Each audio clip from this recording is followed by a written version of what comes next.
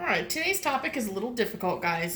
This is a tricky one. We're going to spend all week on this one because you guys need lots of practice with it. So I'm going to jump right into some examples. You're going to notice it's very similar to what we've been doing. There's not going to be a whole lot new. The difference is I'm combining a couple of things. I'm combining our factor trees with solving, so it's kind of a culmination of a couple of things that we've done in the past couple of weeks. So my first example is this one here, and just like last week, you take the square root of both, you solve for the thing that's squared, take the square root of both sides. Now, when I do this, the square root of 72 is not a perfect square. So now we have to do our old-fashioned factor trees, and I'm going to use 8 and 9. Remember, you can use anything you'd like, as long as it goes evenly into it. 2 and 4.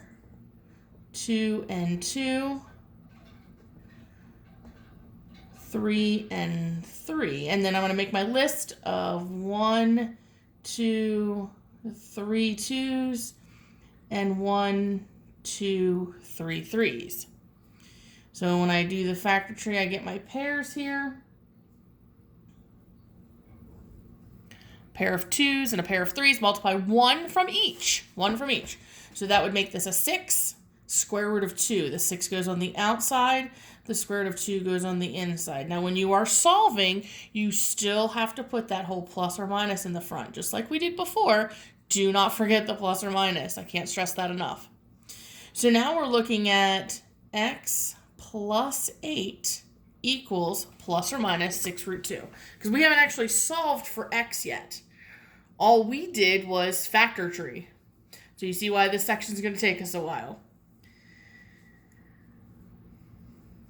Okay, now I need to solve for x. Let's subtract 8 from both sides. Now, this is where formatting gets a little tricky because a lot of people want to put the 8 at the end because generally when we add or subtract, we put it at the end.